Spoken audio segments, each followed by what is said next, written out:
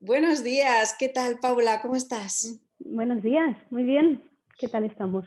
Pues muy bien, muy emocionada de entrevistarte y bueno, pues aquí estamos terminando entrevistas del Congreso que está siendo muy intenso, me están encantando las entrevistas y estaba deseando entrevistarte a ti también, porque bueno, pues tú eres una referente, ¿no? En España del mundo de la psicología afirmativa para lesbianas, bisexuales, transexuales del espectro femenino. Entonces, bueno, pues bueno, no digo nada más. Te voy a hacer la primera pregunta para que no sigas tú contando quién eres. ¿Quién es Paula Alcaide? Ah, pues mira, Paula Alcaide es una niña muy inquieta que de repente descubre que le apasiona entender cómo funciona la mente, que descubre que le gustan las mujeres y dice, ay Dios mío, ¿qué hago con mi vida? Y que poco a poco entiende que lo que es una vulnerabilidad siempre se puede convertir en una fortaleza. Y entonces desde ahí lo que hago es empezar a aplicar cosas que no existían en España, de la psicología más inglesa, americana, que ya apuntaba hacia lo que se llamaba affirmative psychology, LGBT. Desde esa psicología afirmativa, eh, primero me vinculo a través de asociaciones, de la coordinadora gay lesbiana, que era una coordinadora que gestionaba un poco todas las asociaciones de Cataluña, y a través de ahí conozco a Gabriel J. Martín, que también es referente en psicología afirmativa gay, y entonces mano a mano, un Piscis y un Cáncer, que siempre hay como una magia especial, lo que empezamos a hacer es atender en consulta, yo a todas las mujeres lesbianas, bisexuales, queer, y él a hombres gays. A partir de ahí, bueno, tú más que nadie lo sabes, ¿no? Todo el follón de montar una web, de darte a conocer, del SEO, ¿no? De conseguir ser visible, ¿no? Al final es como, ¿cómo consigo ser visible? También esas dificultades de ser una mujer eh, que en un momento determinado está apostando por algo que no existía, ¿no? Y no existía y la gente no entendía, pero ¿por qué trabajas solo con el colectivo? Y yo pensaba, pues porque nadie trabaja solo con el colectivo, ¿no? Y si nadie trabaja solo con el colectivo, y a veces desde la psicología general, en las formaciones, en los másters, en la carrera, no estamos entrenando a nuestros psicólogos, psicólogas, psicólogos en tener esa perspectiva inclusiva y de diversidad, esta gente no va a sentirse entendida, ¿no? Entonces, desde ahí es desde donde empieza esa especialización.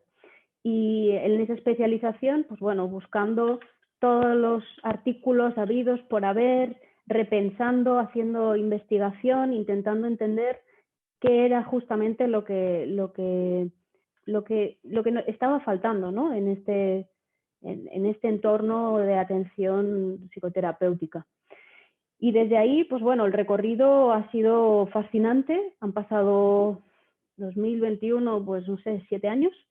En esos 7 años, pues habré atendido a cientos de mujeres y en terapia individual, en terapia de pareja. También monté durante 4 o 5 años un grupo que se llama Grupo Gaviotas, que era de crecimiento personal, donde también sociabilizaban y donde cada día que hacíamos en esos encuentros, pues se podía hablar, ¿no? De forma colectiva de temas transversales que nos preocupaban.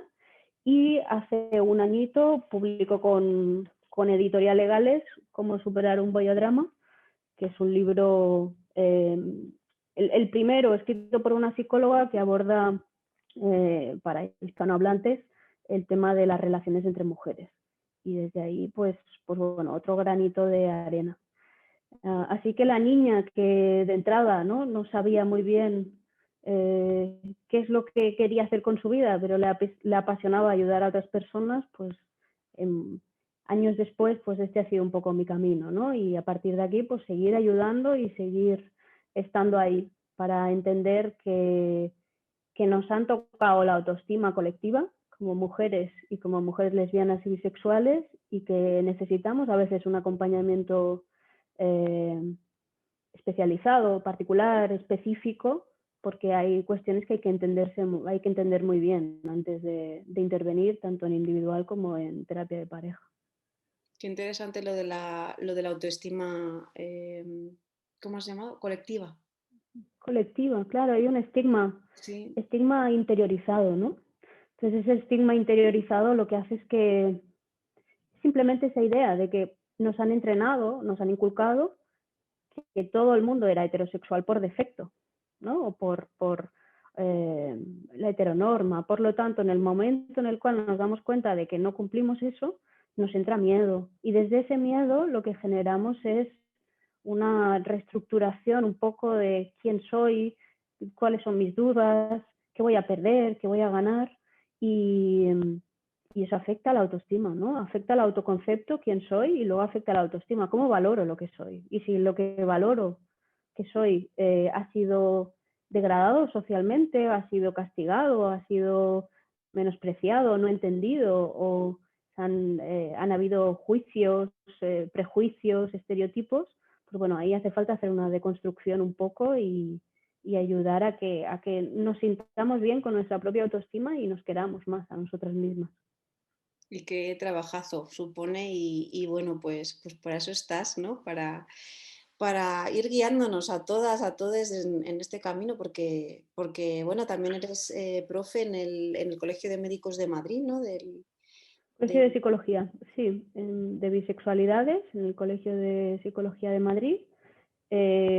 Monté junto a Gabriel J. Martín el grupo LGBT en el Colegio de Psicología de Cataluña y luego voy haciendo formaciones. Este año, por ejemplo, he estado en Ceuta, en Baleares, no físicamente, sino online, también formando a los psicólogos de otros colegios para, bueno, pues para que cojan esa perspectiva, ¿no? LGBT y para que entiendan también que en las intervenciones a veces hay sesgos heteronormativos que hay que revisar, porque si no a lo mejor estamos asumiendo o estamos perpetuando que todo el mundo es heterosexual, ¿no? Y estamos invisibilizando las particularidades.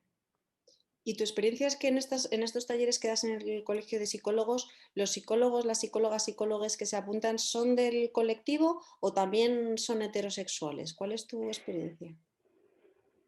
La mayoría son de colectivo. ¿Por qué? Porque hay algo, ¿no? de entender, de proximidad. Pero también hay mucha gente que no, que simplemente ha tenido casos y que desde ahí, y también es súper interesante, se dan cuenta de que hay un vacío de conocimiento, un vacío de ciertos procesos y necesitan entrenarse para ello, ¿no? Y entonces es súper interesante poder ayudar ya a nivel genérico a la profesión a que tengan esa mirada más inclusiva y que se den cuenta de que a lo mejor tienen unos privilegios y que no están viendo del todo, ¿no? La influencia de ciertas discriminaciones en sus pacientes. Y un psicólogo que se forme bien en psicología afirmativa, pero que no sea del colectivo, ¿llega a poder empatizar totalmente con esos pacientes? O, en tu opinión, esta es una, una cuestión un poquito, lo hemos estado hablando con otros ponentes, ¿llega a ser lo mismo o no llega a ser lo mismo que tener una psicóloga que sea lesbiana y que te entienda desde algo muy orgánico, ¿no? De que yo soy lesbiana y te entiendo porque tú eres lesbiana y he tenido ese proceso de aceptación de lesbofobia interiorizada. Yo creo que hay grandes expertos, grandes profesionales que igual que pueden trabajar con otros temas sin haberlos vivido a nivel personal, sí que creo que pueden hacer un gran trabajo. También depende desde qué enfoque, desde qué perspectiva se trabaje. Yo, por ejemplo, soy muy intuitiva, por lo tanto hay cosas que no necesito que me expliquen porque ya no solo por mi trayectoria personal, sino porque soy así, ¿no? Entonces, también hay que aceptar que diferentes profesionales van a tener diferentes estilos, ¿no? de trabajo y van a generar diferentes feelings. Y que a lo mejor hay un feeling con una persona LGBT y esa persona es heterosexual, pero bueno, creo que generalizar ahí nos hace un flaco favor, ¿no? Y también limita el hecho de que profesionales, sean de la orientación que sean, entiendan entiendan y se formen en un trabajo en el cual la diversidad de orientaciones quepa, ¿no? Que es un poco de donde venimos, que es que no, parecía que lo primero que tenías que hacer, ¿no? Es salir del armario con tu terapeuta. Entonces, hay momentos en los que no eres capaz de hacer eso, porque justamente tienes mucha lesbofobia o mucha bifobia interiorizada.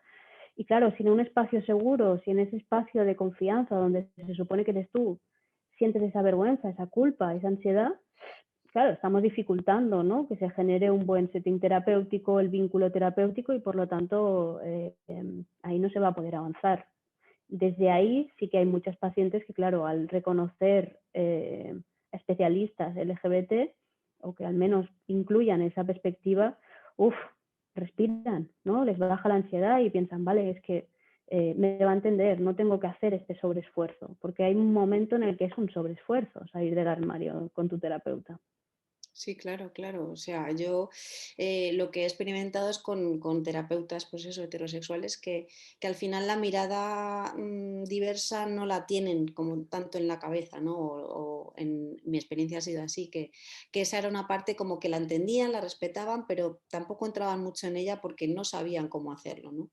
Y era, para mí era una parte muy importante de mi autoestima, aunque yo nunca la llegué a Sí, trabajar.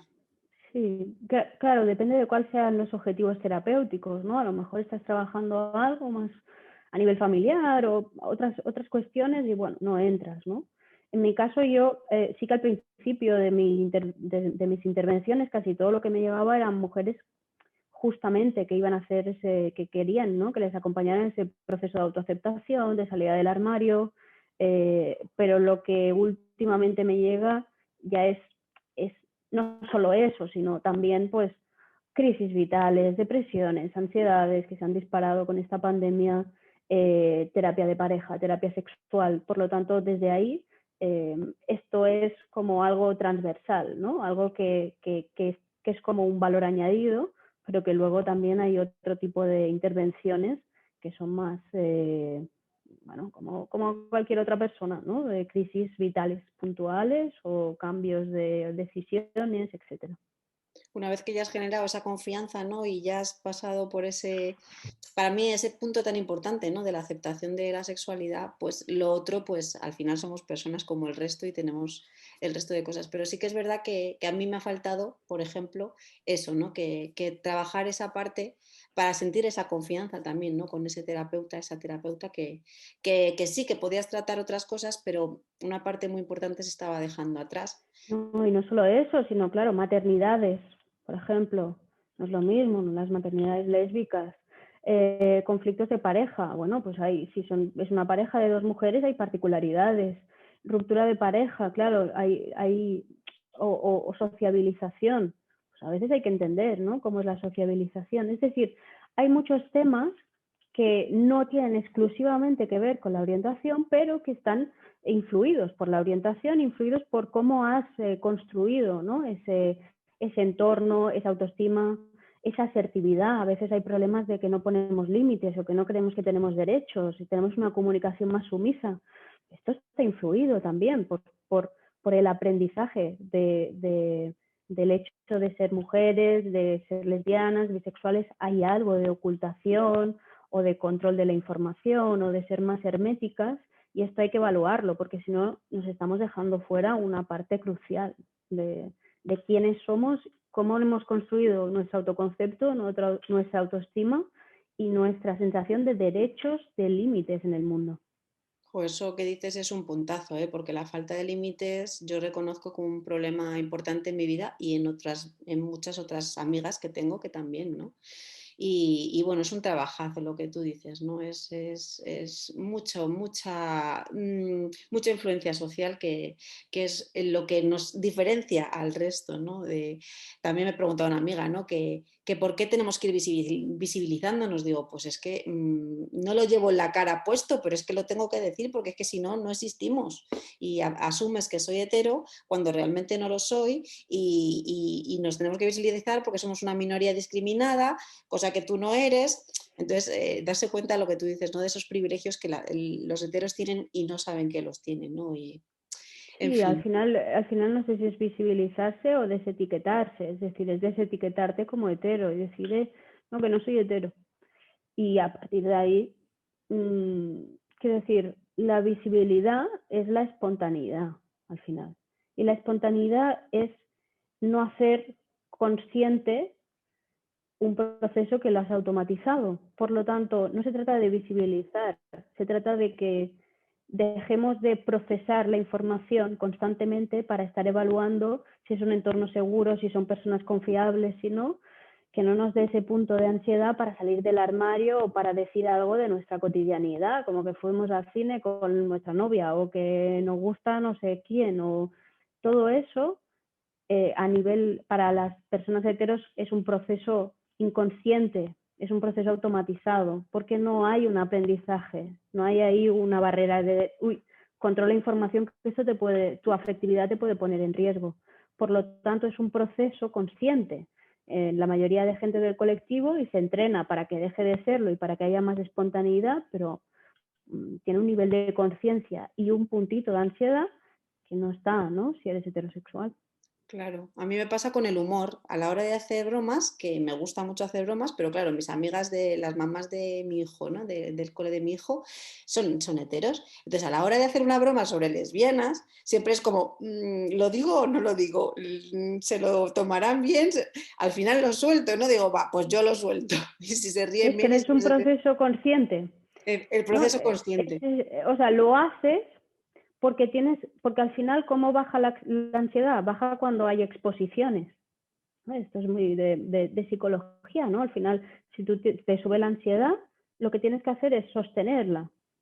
Y si lo que estás haciendo es que te sube la ansiedad y evitas situaciones, lo que tienes que hacer es descondicionar esas situaciones y dejar de evitarlas, exponerte a ellas. Por lo tanto, momento de ansiedad, voy a hacer una broma, te sube, lo evalúas y hay una parte de ti que dice, venga, y eso es una exposición, y entonces si haces una broma, ahí estás rompiendo tu propia limitación y tu propia evitación de situaciones. El problema es que tenemos tendencia a hacer evita, evita, evita, evita, ¿no? Y entonces empezamos a evitar situaciones y esto también está muy relacionado con la hipervigilancia, ¿no? Esa sensación de, pues eso, ¿no? No solo hay procesos conscientes que en heterosexuales no son conscientes, sino también ese control del entorno.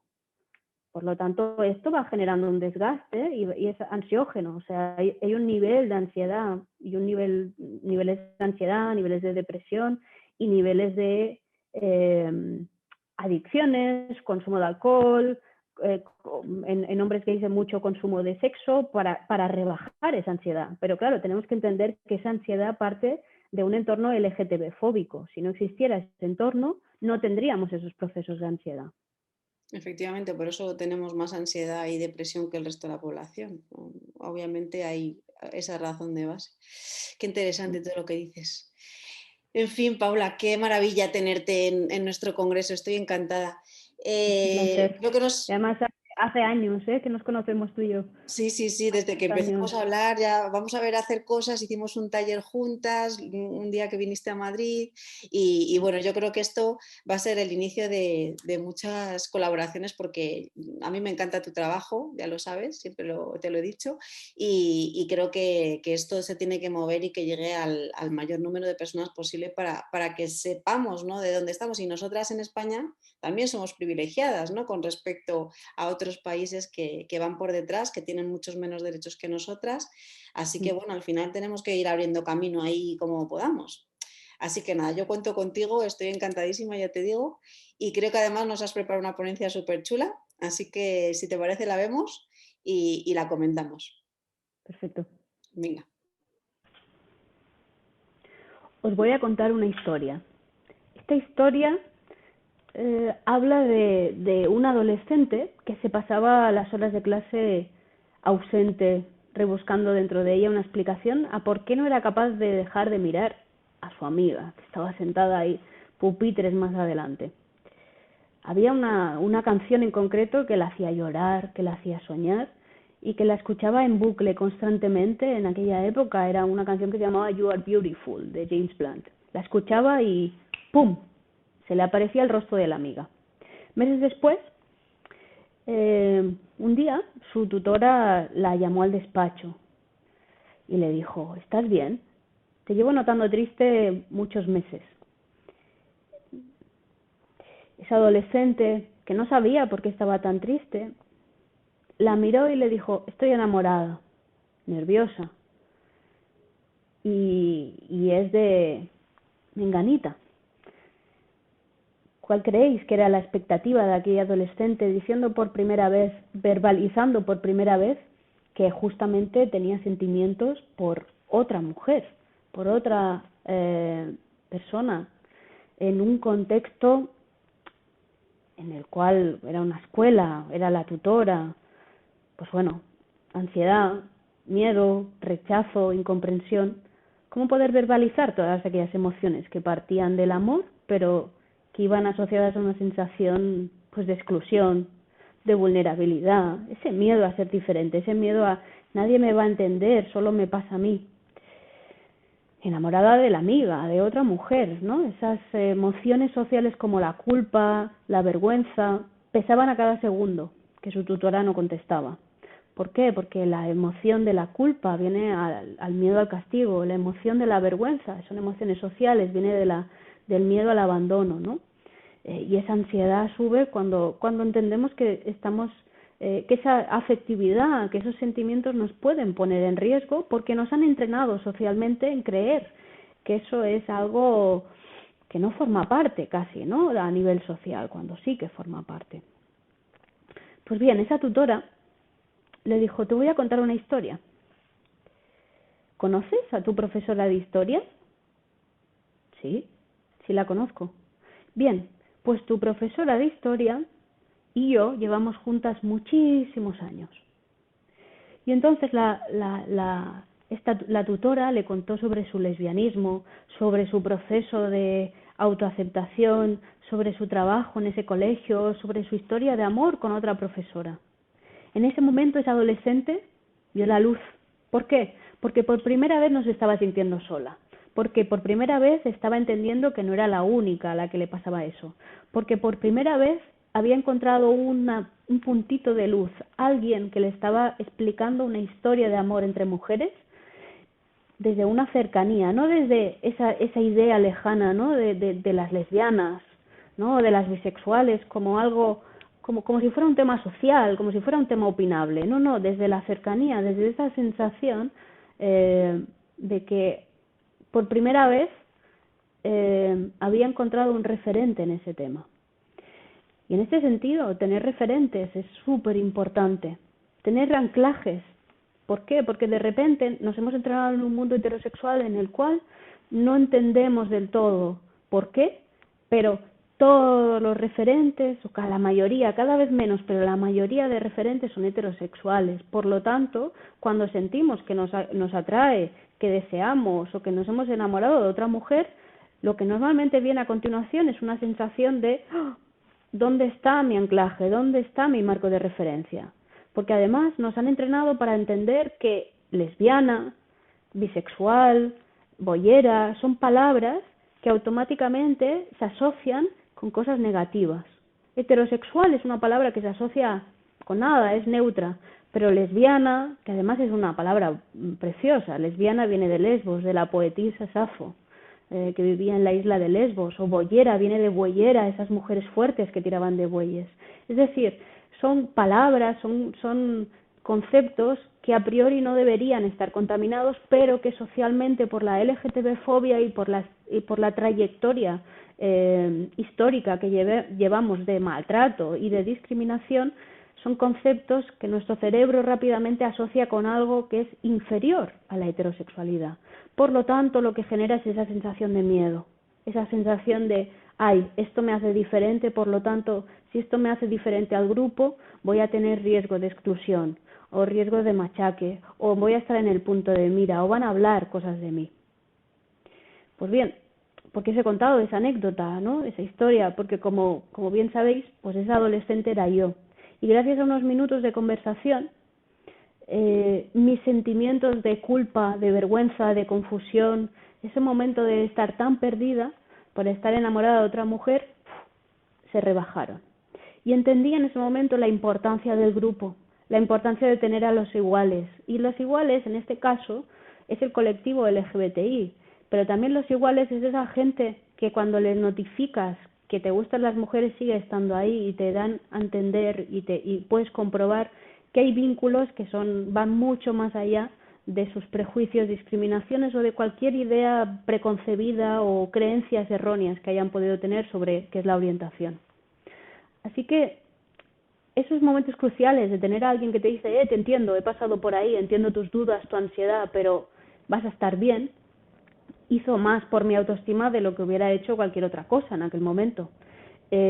Porque disminuye la sensación de vulnerabilidad, el sentir que nuestra diferencia, pues bueno, no pasa nada. Partimos de un entorno heteronormativo reduccionista, pero nuestra diferencia existe, le pese a quien le pese, y seguirá existiendo, y siempre ha existido. Por lo tanto, eso que nos hace diferentes, también cuando lo podemos llegar a sentir como algo vulnerable, que nos hace vulnerables, a poco, si trabajamos en ese autoconcepto, si entendemos lo que somos y apreciamos que lo que somos está bien, no es inferior, es digno. Cuando entendemos eso, empieza a subir nuestra autoestima. Y cuando sube nuestra autoestima, sube nuestra asertividad y somos capaces de ser sin tener que ocultar, sin tener que mentir, sin traicionarnos a nosotras mismas.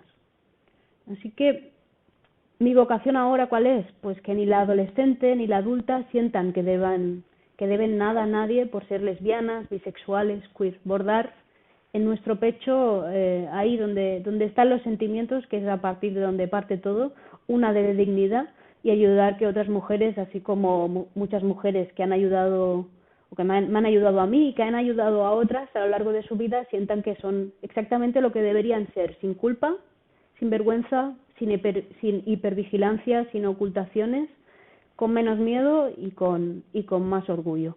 Así que en esta sociedad que aún sigue siendo un poco LGTB-fóbica, aunque avanza, tenemos que recuperar, tenemos que devolvernos a nosotras mismas lo que nos han arrebatado, esa autoestima colectiva como grupo que forma y que constituye una parte activa de la sociedad, de nuestro entorno y de nuestras familias, y poco a poco tejer esa tela de araña para que muchas mujeres abiertamente lesbianas y bisexuales sirvan de referentes para otras. Somos muchas, estamos en todos lados, y la primera lucha no es contra el entorno, sino desgraciadamente contra nosotras mismas, porque hemos interiorizado esos mensajes de inferioridad, de miedo y una afectividad que nos diferencia en una sociedad que reprocha algo que es irreprochable, ¿no? Que es tener derecho a ser quienes somos, desear y amar libremente a quien amamos. Así que poco a poco y primero hacia adentro, pero luego generando un cambio hacia afuera, porque somos muchas y hay esa A de amor, esa A de autoconcepto, esa A de autoestima y esa A de asertividad para decir yo valgo y soy válida y soy digna y voy a actuar en mi vida desde mi libertad, desde mi tranquilidad y desde mi autenticidad, porque solo hay una. Así que muchas gracias.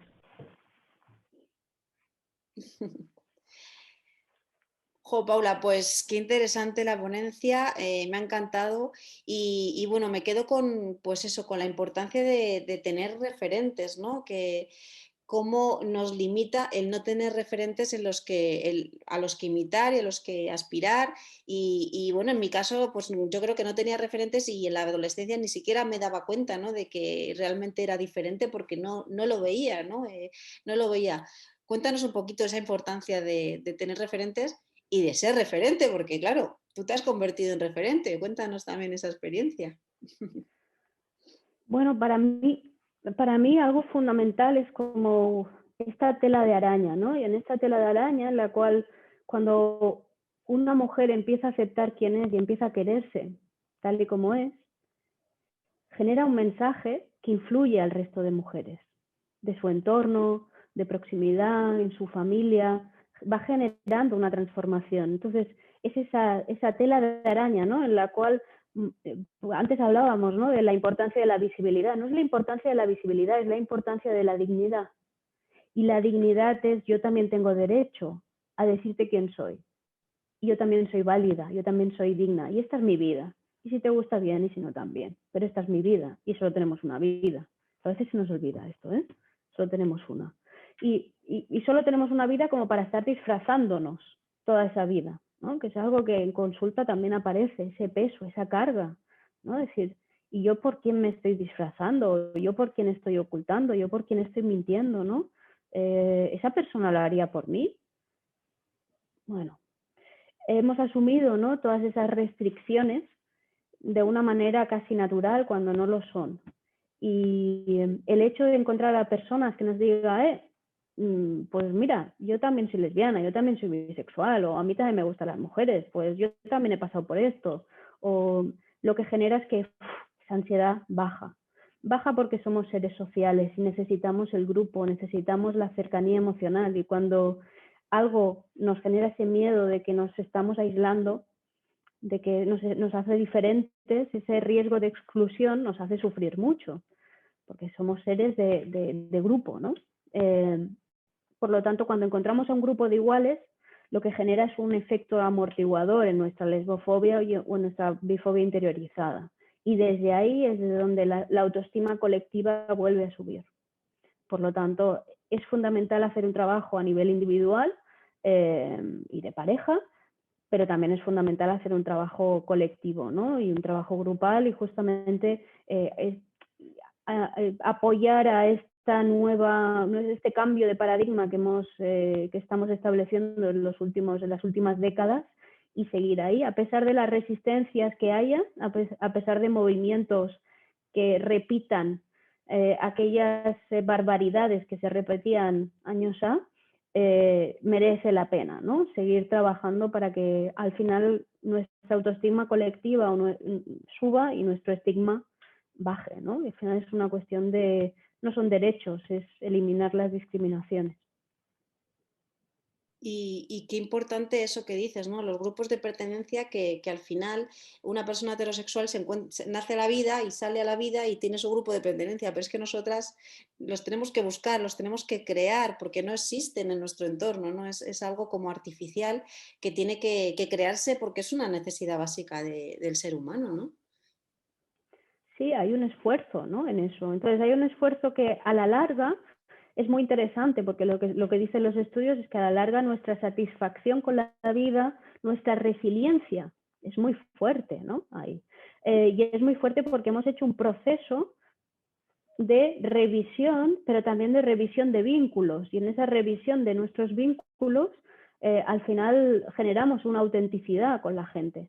El problema es cuando nos quedamos bloqueadas antes y no hay esa autenticidad. Y no hay esa autenticidad porque creemos que no merecemos ser auténticas, ¿no? Porque es más importante lo que opine el otro o si me puede rechazar, cuando en realidad hay un tema pues eso, ¿no? Vuelvo a lo mismo, dignidad, pero también esa palabra, ¿no? Esa resiliencia que hemos escuchado estos últimos meses, que en el colectivo LGBTI es muy fuerte, ¿no? Y es el enfrentarte a las adversidades y el comprobar que en los peores momentos es cuando más creces, y que a pesar de haber podido sufrir, ¿no?, siempre vuelve a salir el sol. Lo que tú decías al principio, lo de convertir vulnerabilidades en fortalezas, ¿no? Es lo bueno. Algo tenía que tener de bueno ser diversas. Y cuéntanos un poquito, Paula, el día a día en tu consulta, ¿cómo es? Supongo que con el COVID ahora todos los psicólogos, psicólogas, psicólogos están sobresaturados. Cuéntanos un poquito también cómo te ha afectado esto a ti. Cuéntanos un poquito. Bueno, ha sido el año de más trabajo, sin duda. Se ha disparado la ansiedad, se han disparado las depresiones, se han disparado los TOCs, hipocondrías, TOCs de limpieza, agorafobia. Bueno, ha sido un año divertido.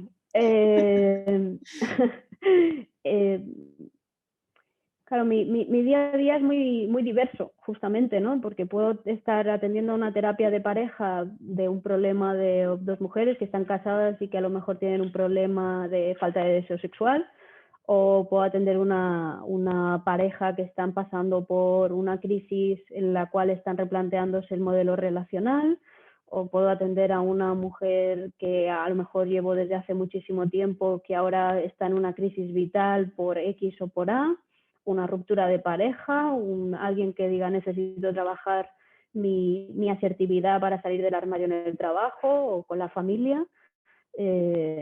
Bueno, claro, es que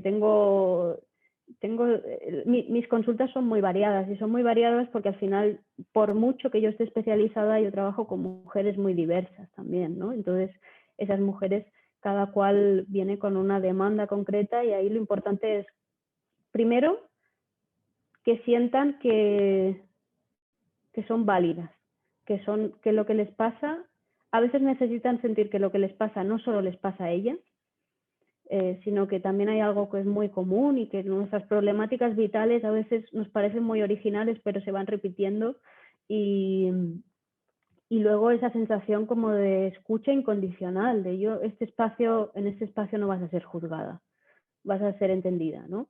Y a un nivel el más profundo, ¿no? que pueda darse, justamente porque como nuestra autoestima ahí está un poco dañada, lo que necesitamos es primero un espacio seguro y luego un espacio en el cual esa persona se sienta libre para sacar todos sus miedos y todas sus debilidades y ya está, ¿no? Y trabajar con ellos. Y es que al final todos somos seres humanos con nuestros miedos, nuestras dudas, nuestras ansiedades, nuestras paranoias, las neuras y todo lo que hacemos para intentar gestionarnos.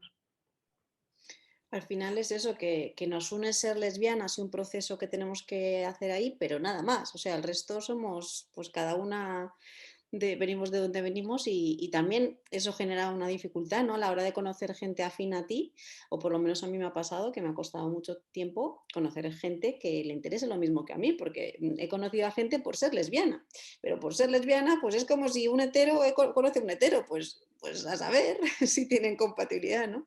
Entonces parece que como por ser lesbianas tenemos que tener algo en común y realmente no siempre es así, ¿no?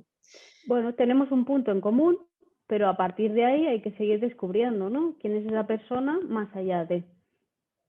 Sí, claro, que somos personas ¿Y infinitamente... qué valores tiene esa persona? Bueno, yo creo que es un punto de unión de entrada, pero luego, bueno, como cualquier dos personas, ¿no? Tienen que conectar. Y una pregunta sobre las relaciones que también quería haber trabajado en el Congreso, pero no he tenido la ocasión de tener una charla solo de apegos. ¿Qué encuentras tú? Sí, esa es otra. Pues, ¿qué encuentras tú en consulta? ¿Hay mucho apego dependiente-dependiente? ¿Hay mucho apego dependiente-evitativo? Cuéntanos. Un El resumencillo. tema de los apegos, sí. ¿Qué ha pasado con los apegos? ¿Vale? Y sobre todo este último año. Nuestra ansiedad ha subido. Así como en hombres gays, la tendencia más es a consumo, a sexo, vigorexia, ciertos elementos. En las mujeres la tendencia es, como estamos mediatizadas por el género, ¿vale? Consumo de alcohol, que es como tal, algo de droga, pero menos que en otras poblaciones, y sobre todo dependencias emocionales. ¿Por qué? Porque tenemos como un tema con el amor, ¿no? Vale. Entonces, los enganches ahí normalmente se hacen desde un modelo de apego ansioso o un modelo de apego evitativo o un modelo de apego ansioso evitativo, ambivalente. Desde ahí, ¿qué encontramos? Mucha fusión y más ahora, confinadas, sin espacio. Entonces la gente está empezando a subir la ansiedad y ahora van a venir los locos años 20, ¿no? Todo el mundo para afuera, ¿no? Hemos estado tan para adentro que todo el mundo quiere ir para afuera. Entonces, la ansiedad ha generado mucha más dependencia, pero también la ansiedad también genera más evitación, más apego evitativo. Por lo tanto, ¿qué se ha dado? Perseguidoras y evitativas, se ha dado dos muy ansiosas que están en esa codependencia, ¿no? Y modo burbuja, Y también se está dando que si hay dos apegos más evitativos, pues la pareja si es una pareja monógama, se deshace, ¿no? Claro, ahí ¿qué es lo importante? Ahí lo importante es ir al apego seguro. ¿Cómo se va al apego seguro? Trabajando con tu niña interior. Vas al apego seguro trabajando hacia atrás, porque tu apego de ahora es tu niña. Y si no entendemos eso, no nos responsabilizamos de eso. Y si no nos responsabilizamos de eso, se lo lanzamos a la pareja.